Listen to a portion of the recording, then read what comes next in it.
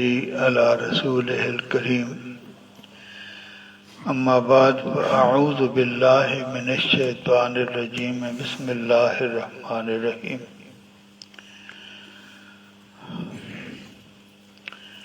وعنه رضي الله تعالى عنه قال آدى رجل لرسول الله صلى الله تعالى عليه وسلم غلاما يقال له مدم وبينما مدم يخط رحل رسول الله صلى الله عليه وسلم إذ أصابه سام عائر فقتله فقال الناس هنيئا له الجنة وقال رسول الله صلى الله عليه وسلم كلا والذي نفسي بيده إن الشملة التي أخذها يوم خيبر من المغانم لم تصبها المقاسم لتشتعل عليه نارا فلما سمع ذلك الناس جاء رجل بشراك أو شراكين إلى النبي صلى الله عليه وسلم فقال شراك من نار أو شراكان من نار متفق عليه إن الله وملائكته يصلون على النبي يا أيها الذين آمنوا صلوا عليه وسلموا تسليما الصلاة والسلام عليك يا سيدي يا رسول الله وعلى آلك وأصحابك يا حبيب الله الصلاة والسلام عليك يا سيدي يا رسول الله وعلى آلك وأصحابك يا حبيب الله حضرت ابو ہریرہ رضی اللہ تعالیٰ عنہ سے مروی ہے، فرماتے ہیں کسی آدمی نے حضور سر عالم صلی اللہ تعالی علیہ وسلم کو ایک غلام بطور ہدیہ دیا۔ وہ غلام حضور سر عالم صلی اللہ تعالی علیہ وسلم کے اونٹ پر اس کا سامان صحیح کر رہا تھا کہ ایک تیر آیا جس سے وہ بندہ مر گیا، غلام۔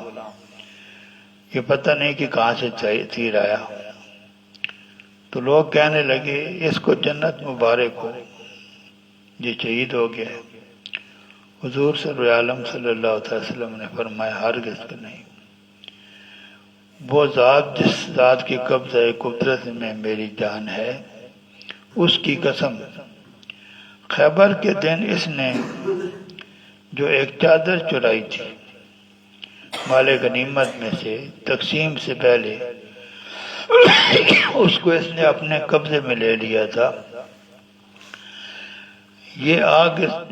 وہ چادر جو ہے اس پر آگ بھڑکاتی رہے گی، وہ چادر جو ہے اس پہ آگ بھڑکاتی رہے گی۔ جب لوگوں نے یہ بات سنی اور ان کو یہ بات سمجھ آئی کہ مال غنیمت میں سے تقسیم سے پہلے کچھ حاصل کر لینا بہت بڑا گناہ ہے، تو لوگ آئے، کسی کے پاس میں ایک تسمہ تھا، کسی کے ہاتھ میں 2 تسمے تھے کہ یہ ہم نے لے لیا تھا تسمہ۔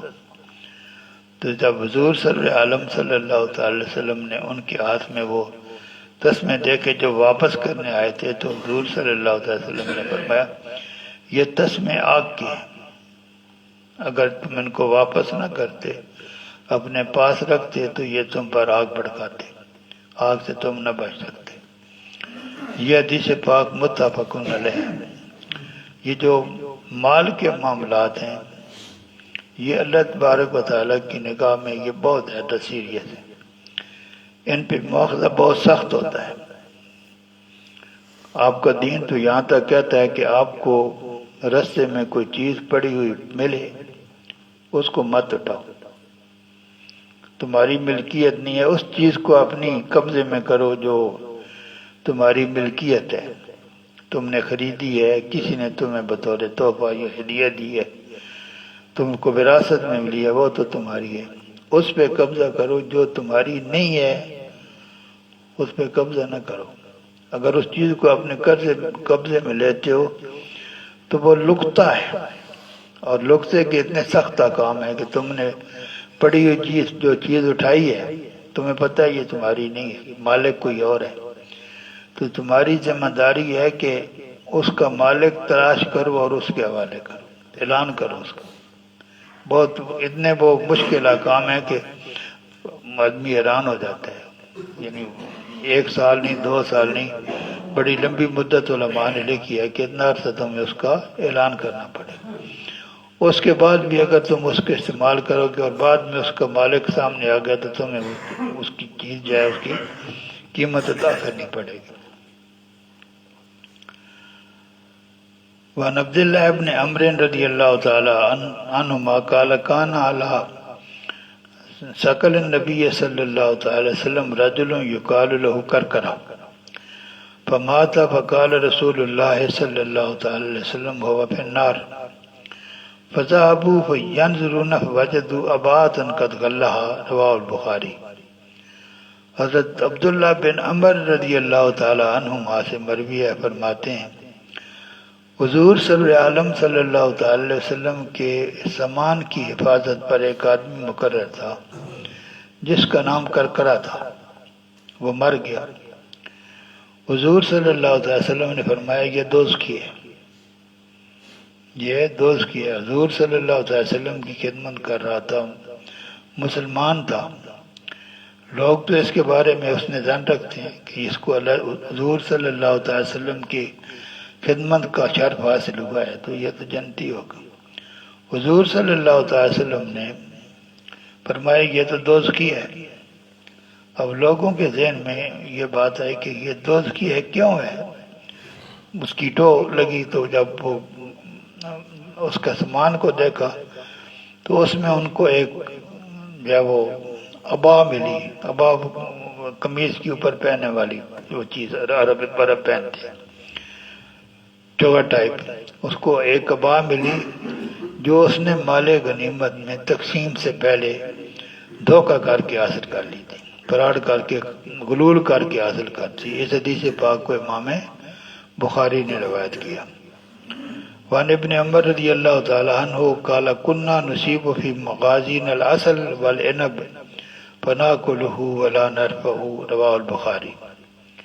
حضرت عبداللہ ابن عمر رضی اللہ تعالی عنہما سے مروی ہے، فرماتے ہیں جب ہم جہاد میں شریک ہوتے تھے تو اگر ہمیں شہد یا انگور وغیرہ کوئی چیز مل جاتی تو ہم کھا لیا کرتے تھے، اس کو مال غنیمت میں جمع نہیں کراتے تھے اور اس کو برا بھی نہیں سمجھا جاتا تھا، یعنی کھانے والی چیزیں جو ہیں ان کو اگر کھا لیا جائے تو دین بھی اس پہ اعتراض نہیں کرتا، حضور صلی اللہ علیہ وسلم بھی اعتراض نہیں کرتے تھے۔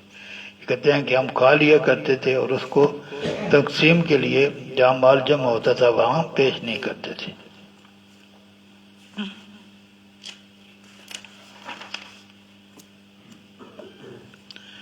وعن عبداللہ ابن مغفل رضی اللہ تعالی عنہ قال اصحبت جرابا من شحم یوم خیبر فالتزمته فقلت لا اوتی اليوم احدا من هذا شیئا فالتفت فاذا رسول اللہ صلی اللہ تعالی وسلم یتبسم الی متفق علیہ وذکر حدیث ابی ہریرہ ما اوتیکم فی باب رزق الولا۔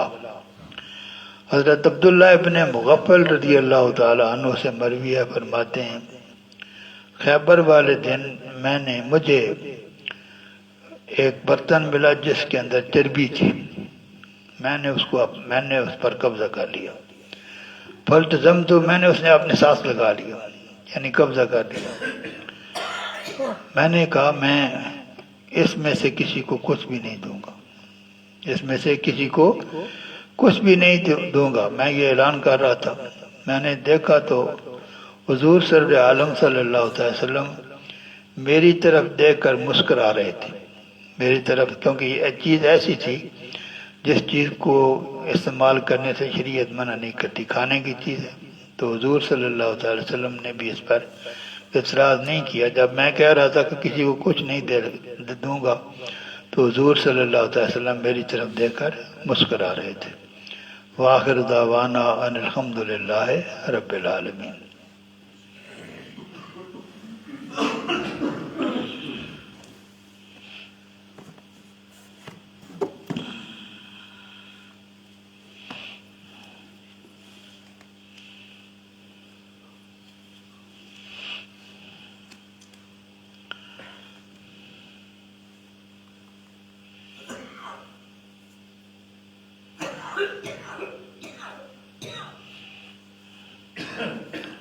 جو روزے مکروہ ہیں کل ہم نے پڑھے تھے کچھ اور.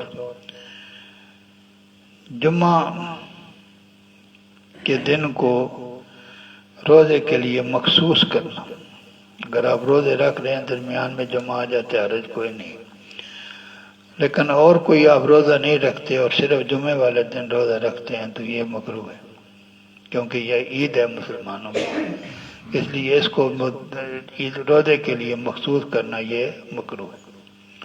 اسی طرح ہفتے والے دن یہ عیسائیوں کی اور یہودیوں کی عید ہے، اس کو بھی مخصوص کرنا روزے کے لیے یہ بھی مکروہ ہے. اگر آپ رکھتے ہیں مثال کے طور پر ایام بیج کے روزے رکھتے ہیں 13 14 15 کو، اس میں جمعہ آ جاتا ہے ہفتہ آ جاتا ہے، وہ اس صورت میں وہ مکروہ نہیں ہوگا.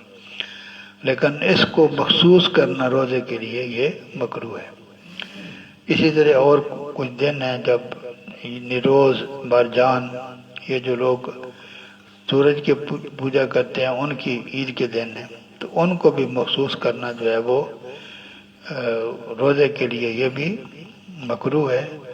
اگر آپ نے جو روزہ رکھنا ہے اس کے درمیان یہ دن آ جاتے ہیں پھر یہ مکروہ نہیں ہے.